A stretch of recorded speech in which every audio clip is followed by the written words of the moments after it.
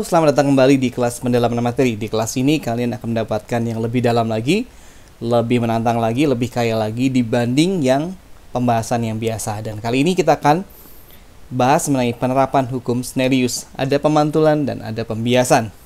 Ini video yang sempat terkenal. Saya nggak tahu berapa tahun yang lalu. Ceritanya ada pemuda ngeprank gitu ya, tukang perhiasan atau penjaga toko. Nah, dia berlari padahal dia pengen ngaca, ya, kaca, cermin datar.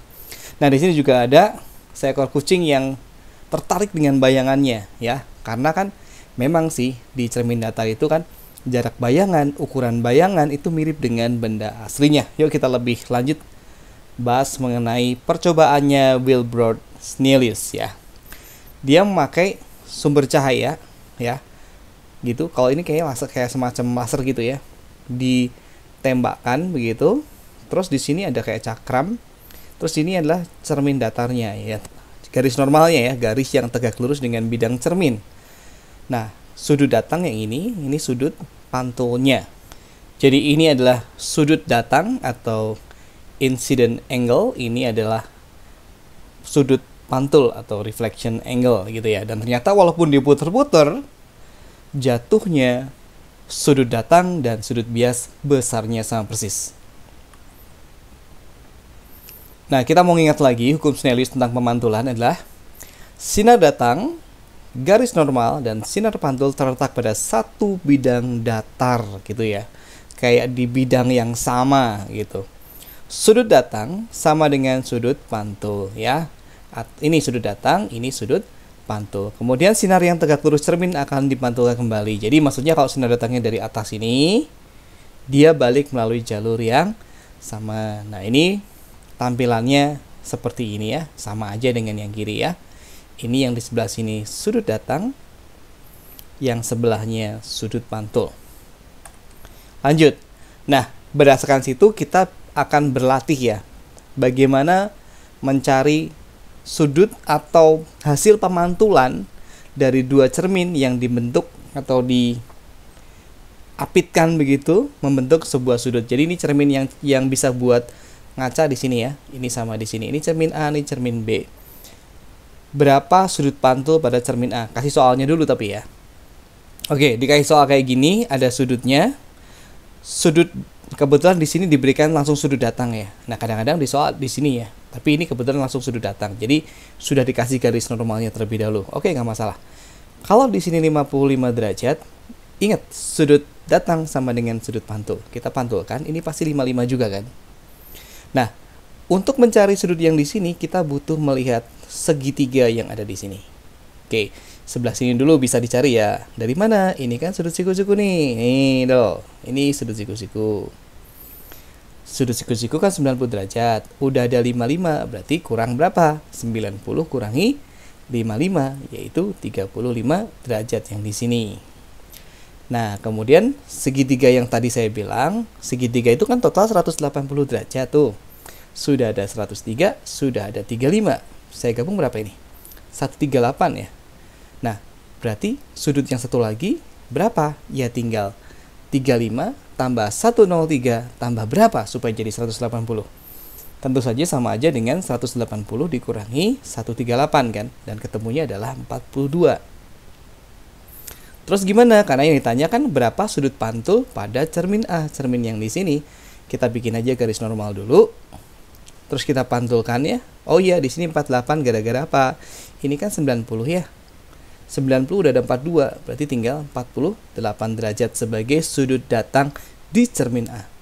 Kita pantulkan, pasti sini sama dong, 48 derajat juga. Dan itulah jawaban dari soal kita yang pertama. Sudut pantul pada cermin A adalah 48 derajat. Seperti itu.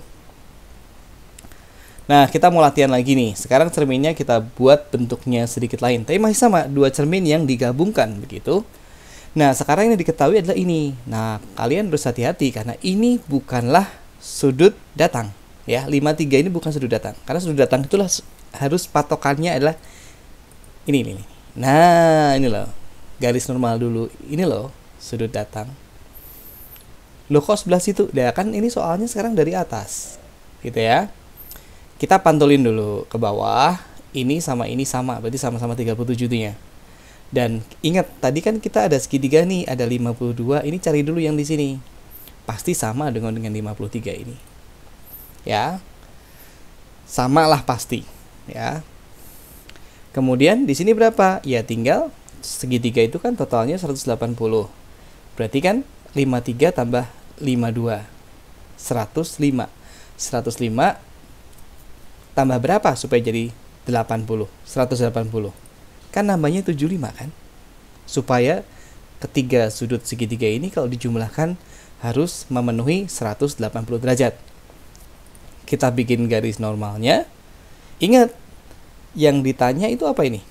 Oh, kita malah belum baca soalnya secara teliti ya. Sudut datang cermin adalah A. Sudut datang cermin A adalah ini yang di-37 ya.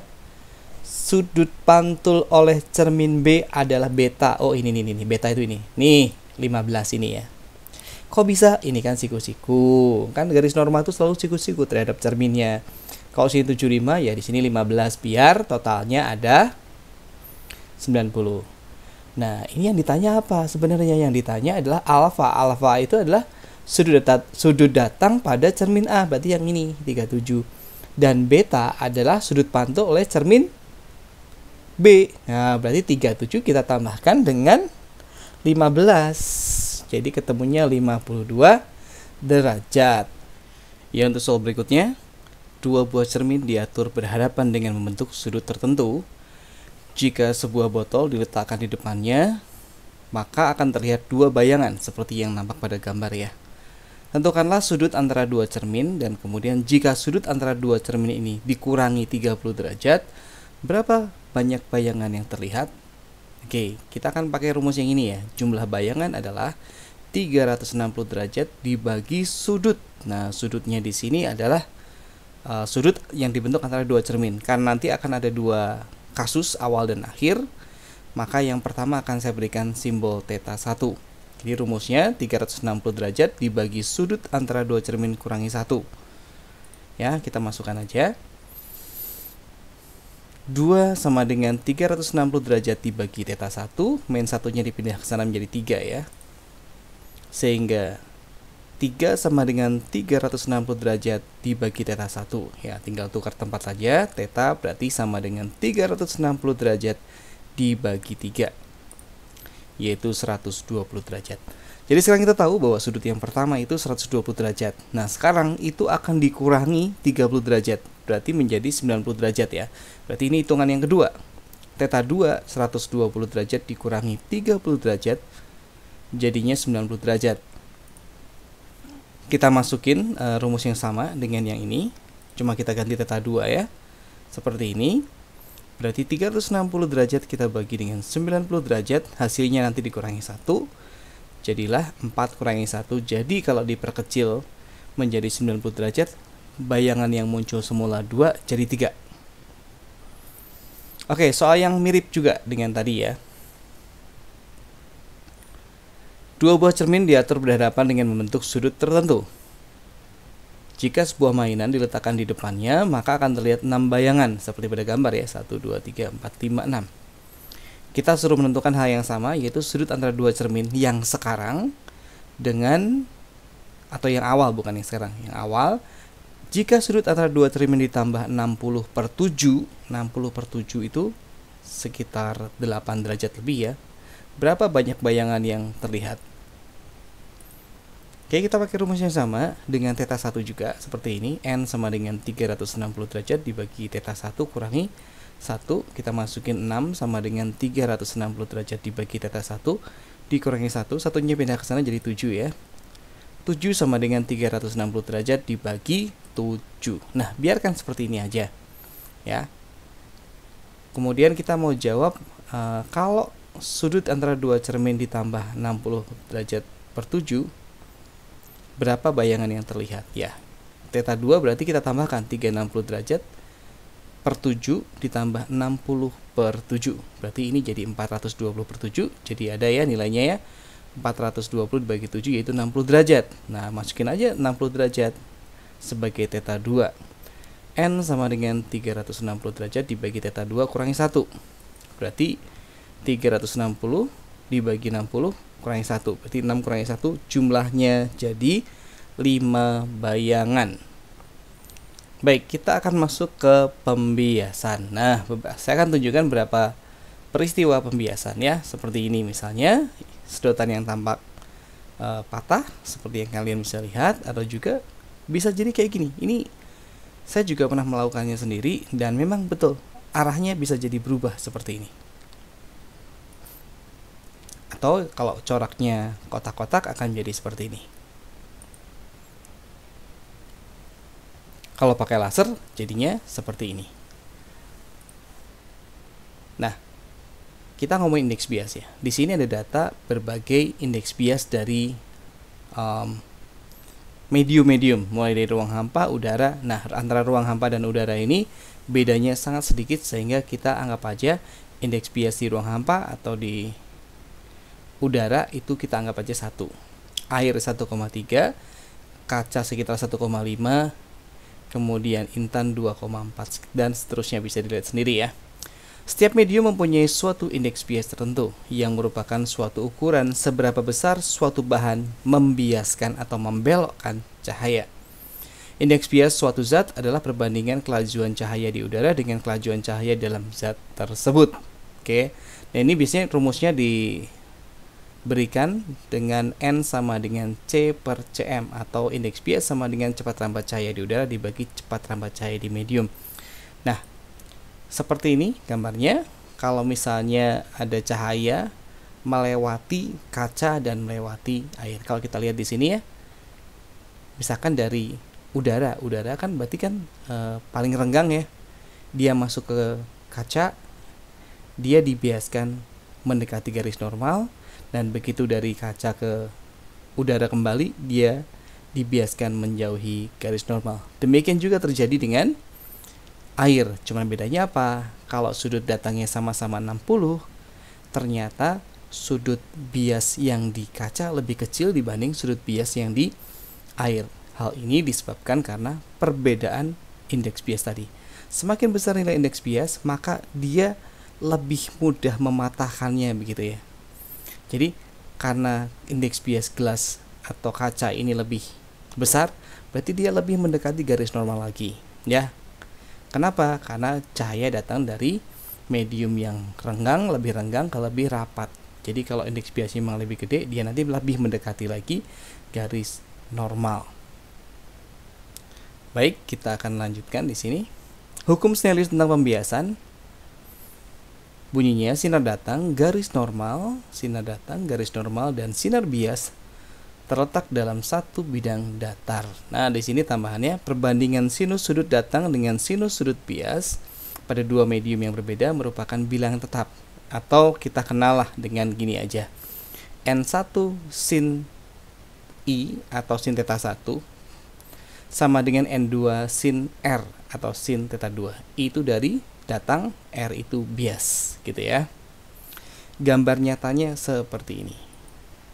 Nah, di sini ada simulasi yang bisa kalian coba, dan ini saya sudah buatkan videonya tersendiri ya. Ini kalian bisa mengamati ya pengaruh perbedaan indeks bias, kemudian nanti kecepatan cahayanya gimana kalau melewati medium yang berbeda. Ini sudah saya bahas di video yang sebelumnya, jadi tidak akan saya bahas lagi di sini. Kalian bisa lihat aja video mengenai yang simulasi indeks bias atau simulasi pembiasan hukum Snellius. Nah, kita mau lanjut aja. Hukum Snellius tentang pembiasan. Nah, ini persamaan utamanya ini, nah ya. Ini sinar datang, ini sinar bias, ini sudut satu, sudut datang ya. Ini sudut bias atau sudut yang kedua. Di sini adalah indeks bias medium 1 dengan kecepatan cahayanya disebut V1. Di sini indeks bias 2 dengan kecepatan cahaya di Z ini, kalau itu air ya, air disebut sebagai V2. Dengan persamaannya kayak gini, ini gampang banget. Yang kebalik cuma N2 per N1 aja ya.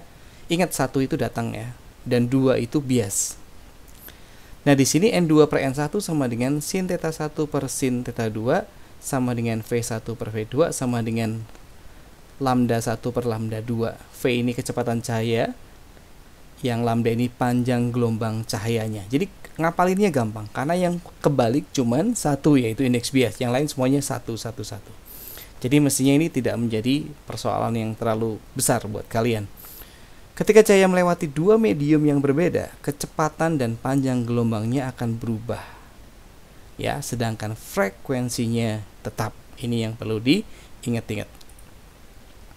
Nah, kita akan ngomongin sedikit mengenai panjang gelombang cahaya, terutama untuk cahaya tampak ya.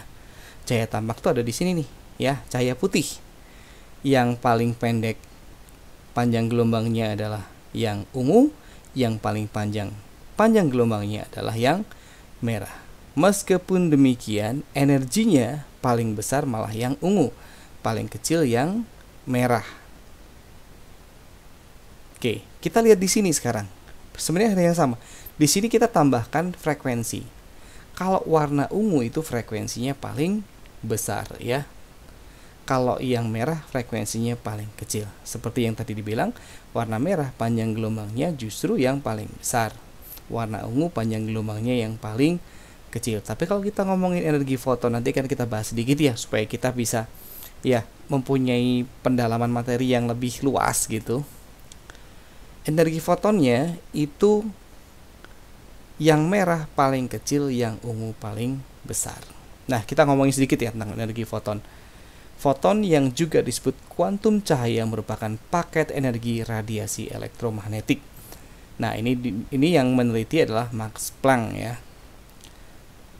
Nah, di sana muncul tadi istilah satu elektron volt ya, 1 eV tadi ya.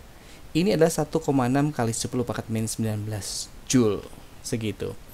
Sedangkan untuk rumus dasarnya, nah kita akan bahas yang dasarnya aja, di mana energi foton sama aja dengan tetapan Planck, yaitu nilainya 6,6 kali 10 pangkat min 34 Joule second dikali frekuensi gelombang.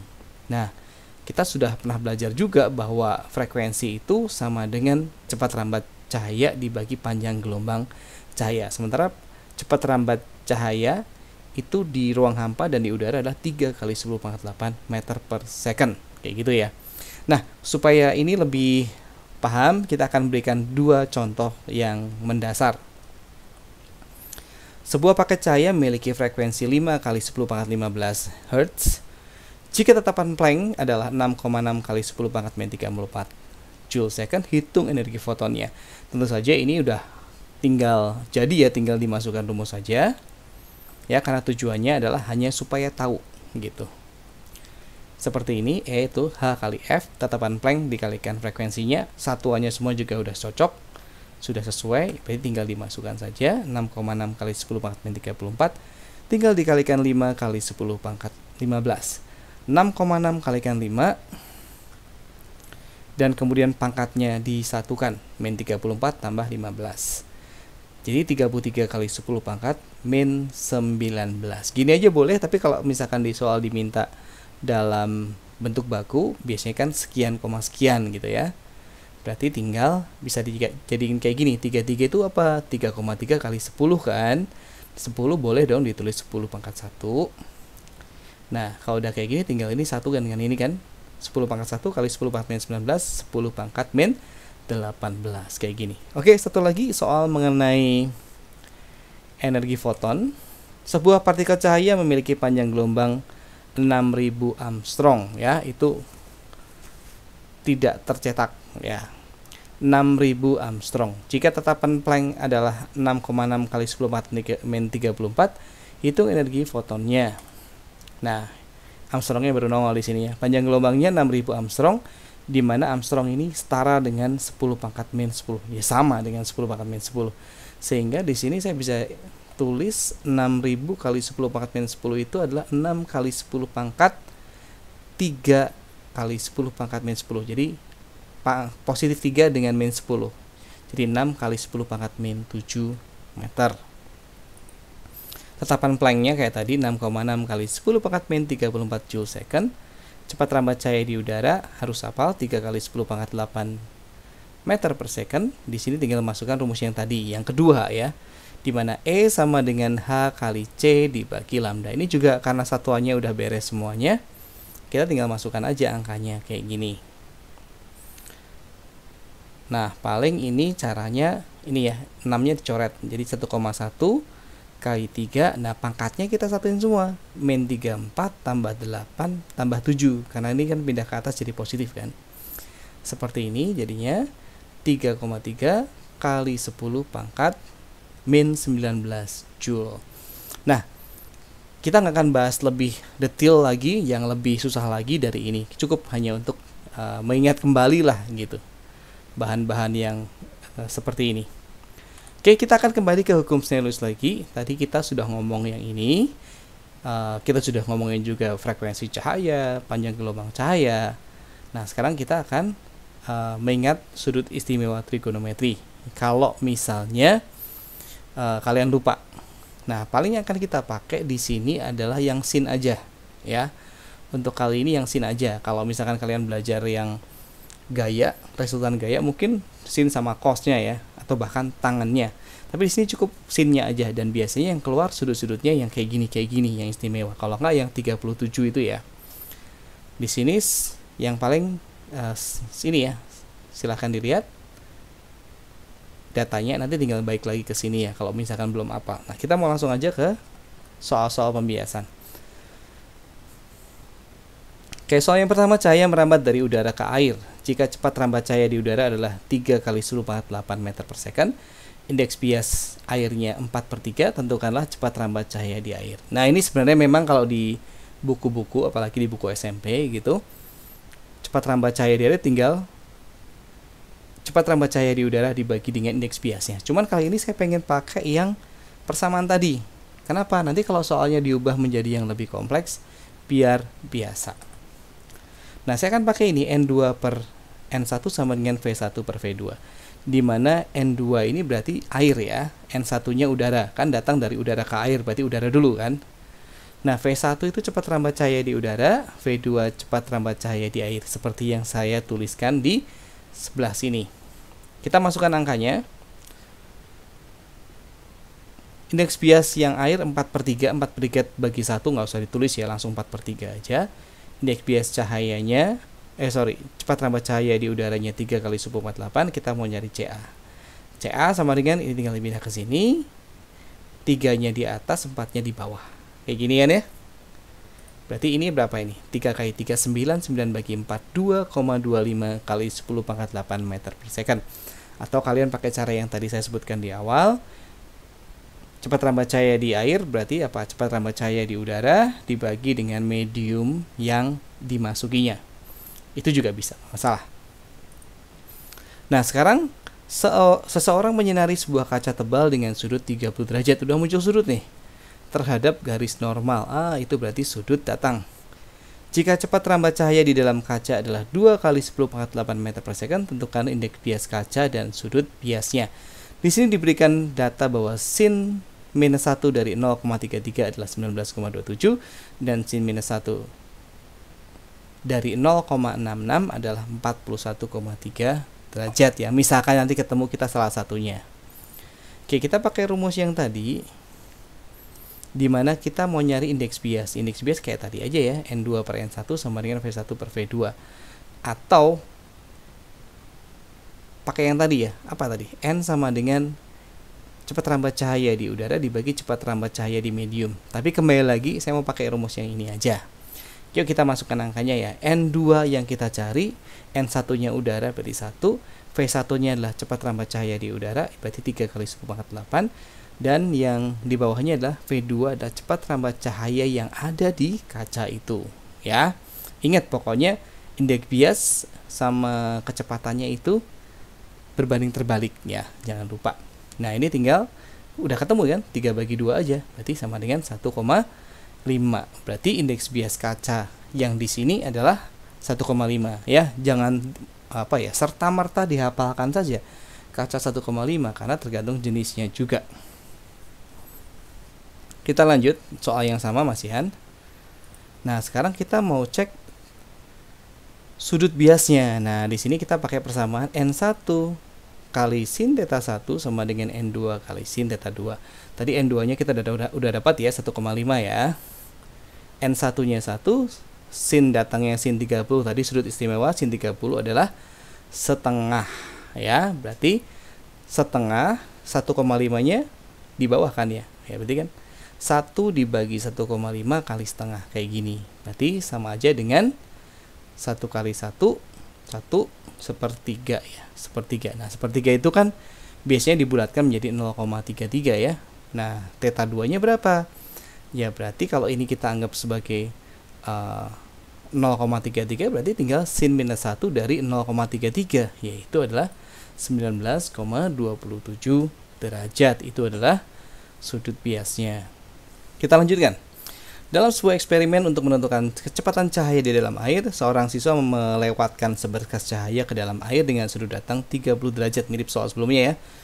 Kemudian siswa mencatat sudut bias yang terjadi dalam air ternyata besarnya 22 derajat. Jika kecepatan cahaya di udara seperti yang biasa kita hafalkan 3 kali 10⁸ meter per second, tentukan kecepatan cahaya di dalam air. Nah, yang diketahui di sini kita akan pakai simbol yang lain ya di sini. Sudut datangnya kita pakai simbol I. Nah, biar tahu aja. Tadi kan theta 1 ya, sama aja biar pengetahuannya banyak bahwa ada buku yang pakai theta 1, ada buku yang pakai I, sama aja kok. Kemudian cepat rambat cahaya di udara 3 kali 10⁸. Sementara itu sudut biasnya disimbolkan di sini dengan R adalah 22 derajat. Ditanyakan adalah V, maksudnya cepat rambat cahaya di air atau V2-nya gimana gitu. Karena seringkali di soal-soal V1 itu adalah C, V2-nya dianggap sebagai V simbolnya. Hanya masalah simbol, nggak masalah. Oke, caranya kita akan pakai ini aja ya. Sin sudut datang dibagi sin sudut bias sama dengan cepat rambat cahaya di udara dibagi cepat rambat cahaya di air. Kayak gitu ya. Ingat, kalau yang kebalik itu cuma N. Jadi N2 per N1 sama dengan sin I per sin R sama dengan C per V. Kalau kalian lebih suka juga boleh ya. Sin theta 1 per sin theta 2 sama dengan V1 per V2. Sama. Dengan demikian kecepatan cahayanya kita akan ubah jadi kecepatan cahaya di dalam airnya atau V-nya. V-nya taruh sini. Sin-nya taruh atas. Sin I-nya taruh di bawah. Jadi bentuknya seperti ini. Oke ya. Kalau bentuknya udah seperti ini, kita tinggal masukkan angkanya aja kan. Nah, di sini C-nya adalah 3 kali 10⁸ meter per second. Sorry ya nulisnya double, nggak apa ya. Di sini 3 kali 10⁸ meter per second dibagi sin 30 kali sin 22. Nah, di sini kita tinggal masukin aja 3 kali 10⁸ dibagi 0,5. Nah, ini saya kurang dikit nih, harusnya 0,375 ya. Sehingga 3 dibagi 0,5 itu adalah 6. 6 kali 0,375, 2,25 kali 10⁸ meter per second. Ya, inilah adalah kecepatan cahaya di dalam air sesuai dengan soal yang diberikan. Kalau kalian merasa saya kecepatan, di pause aja, dipelajari pelan-pelan. Oke, ini ada soal lagi. Suatu berkas cahaya dengan panjang gelombang 6 kali 10⁻⁷ meter datang dari udara ke balok kaca yang indeks biasnya 1,5. Hitunglah panjang gelombang dalam kaca. Nah, ini berarti pakainya adalah panjang gelombang indeks bias. Nah, indeks bias, ingat, indeks bias itu nanti dia kebalik ya. Ini yang diketahui. Kita akan pakai rumus N2 per N1 sama dengan lambda 1 per lambda 2 ya, karena N sama lambda itu berbanding terbalik. Nah, kita masukkan aja N2-nya sudah pasti adalah yang kaca, N1-nya adalah udara, berarti indeks bias udara 1 ya. Sama dengan lambda. Nah, lambda yang mana? Lambda yang datang tadi yang di udara 6 kali 10⁻⁷. Nah, di sini tinggal gimana caranya? Lambda 2 taruh di sana. Kemudian ini kan nilainya 1,5. Berarti tinggal 6 dibagi 1,5. 6 bagi 1,5 adalah 4, pangkatnya tetap kayak tadi. Kali 10⁻⁷ meter. Lisa berdiri di tepi kolam sambil memandang seekor ikan di dalam kolam, tepat di bawahnya. Menurut Lisa, ikan itu berada pada kedalaman 50 cm. Jika indeks bias air 1,33, indeks bias udara 1, dan tinggi Lisa asli 160 cm, tentukanlah kedalaman ikan yang sebenarnya dan tinggi Lisa menurut ikan. Jadi di sini ada dua point of view ya, point of view-nya Lisa dan kemudian yang ikan. Kita akan bahas yang Lisa dulu ya, Lisa dulu. Berarti Lisa melihat ikan. ikannya itu ada pada kedalaman 50 cm menurut Lisa. Nah, kita pakainya kayak gini. H aksen itu adalah untuk menyatakan kedalaman ikan menurut Lisa, H aksen 50. Kemudian indeks bias airnya 1,33 ya. N udaranya 1. Kemudian tinggi Lisa sebenarnya 160 cm. Sorry, kurang satuannya ya. Tapi kalian simak aja penjelasan saya. Nah, di sini antara kedalaman dengan indeks bias itu pasti berbanding terbalik. Nah, gini misalnya. Tinggi menurut Lisa atau kedalaman menurut Lisa kita H aksen per H. Nah, H aksen ini kan berarti kan bendanya ada di air. Nah, di sini pastikan kebalikan. Kalau di sini ada di air, di sini NU bagi NA. Gitu aja. Kenapa? Ya pokoknya ginilah. Kita kan pernah belajar bahwa kalau misalkan kolam renang itu kelihatan lebih dangkal kan. Kalau kolam renang kelihatan lebih dangkal itu kan berarti pasti kedalaman yang kita lihat itu lebih dangkal dibanding yang kenyataannya. Gitulah pokoknya dibolak-balik ya. Nah, di sini saya tinggal memindahkan, kalau mau nyari H gimana? Hanya ke sini, A-nya ke atas, NU-nya ke bawah, atau boleh ditulis seperti ini. Tinggal dimasukkan angka 1,33 dibagi 1 dikalikan 50 cm. Hasilnya adalah 66,5 cm. Jadi meskipun Lisa melihat ikannya pada kedalaman pada kedalaman 50 cm, aslinya pasti seperti yang saya bilang tadi lebih dalam, 66,5 cm. Seperti itu. Nah, sekarang kita mau balik nih kasusnya. Kalau sekarang adalah bagaimana tinggi Lisa menurut ikan. Nah, untuk mengerjakannya gini, kita akan bikin dulu yang kayak tadi ya. Nah, HL aksen ini adalah tingginya Lisa menurut ikan. Nah, ini yang penting. Tingginya Lisa menurut ikan. Nah, Lisanya kan ada di udara, gitu kan, menurut si ikan. Nah, berarti sebelahnya ini harus air. Pokoknya kan indeks bias itu berkebalikan gitu. Itu aja yang cara untuk memahaminya. Sehingga kalau di sini tinggi Lisa menurut ikan, ini tinggi sebenarnya. Ingat, di sini tinggi Lisa menurut ikan, berarti di sini nggak boleh udara, harus air. Berkebalikan. NA per NU. Nah, kita carinya di sini adalah tinggi Lisa menurut ikan. Nah, di sini kita taruh HL-nya di sebelah sini. Kita masukin angka 1,33 per 1 kali 160 cm. Dan kalau ternyata, kalau dari bawah ke atas, yang terlihat oleh ikan itu lebih tinggi dibanding aslinya. Oke, teman-teman semuanya, itu tadi pendalaman materi mengenai hukum Snellius. Semoga bermanfaat buat kalian semua. Sampai ketemu di kelas reguler dan kelas pendalaman materi berikutnya.